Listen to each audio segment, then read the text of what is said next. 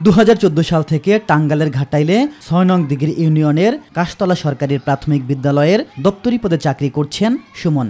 কিন্তু তিনি স্কুলে সপ্তাহে একদিনও ডিউটি করেন না। অবাক করার বিষয় হচ্ছে 10 বছর যাবৎ এভাবেই চাকরি করে আসছেন তিনি।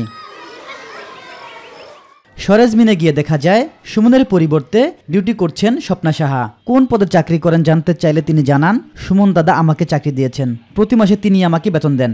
আমি যে স্কুলে প্রাইমারি স্কুলে ঝাড়ুটা দিই, আমার দাদা আমার এই কাজটা দিয়েছে, এই কাজটা করে আমি আমার 2 পোলাপান দিয়ে আমি মানুষ করতেছি। বেতনটা কে দেয়? আমার সুমন দাই দেয়। প্রতিষ্ঠানটির শিক্ষকরা জানান, সুমন নিয়মিত স্কুলে আসেন না। জরুরি প্রয়োজন হলে তাকে ফোন দিয়ে আনতে হয়, মাঝে মধ্যে এসে শুধু হাজিরা দিয়ে যায়। আমাদের ফোন দিতে হয় ওনাকে যে আজকে যে কাজ আছে। সুমন আসলে নিয়মিত স্কুলে আসে না, 7 দিন 15 দিন পর আসে, এসে আপনার ওই হাজিরা খাতায় স্বাক্ষর করে যায়। দপ্তরি কাম প্রহরী সুমন ও নিয়মিত স্কুলে আসে না। আমি একসাথে দেখি না, 7 দিন না হয়তো 5 দিন আসো, কিন্তু তাও এই যে কোনো নাই। নতুন এটি আসছে যেহেতু তার বিরুদ্ধে এটা একটা সুরাহা হওয়া দরকার। অভিযোগ অস্বীকার করে সুমন জানান, নিয়মিত স্কুলে আসেন তিনি। আমি স্কুলে আসি, আমার টিচারের কাছে জিজ্ঞাসা করেন, টিচার যদি বলে যে হ্যাঁ আমি আসি না, আমার বিরুদ্ধে যা আইনানুগ ব্যবস্থা নেবে আমি রাজি আছি। এ বিষয়ে কথা বলেন উপজেলা প্রাথমিক শিক্ষা অফিসার।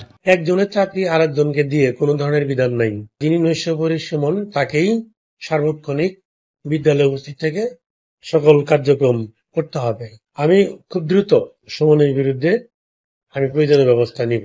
অভিযোগের বিষয়ে তদন্ত করে ব্যবস্থা নেওয়ার আশ্বাস দিলেন উপজেলা নির্বাহী অফিসার।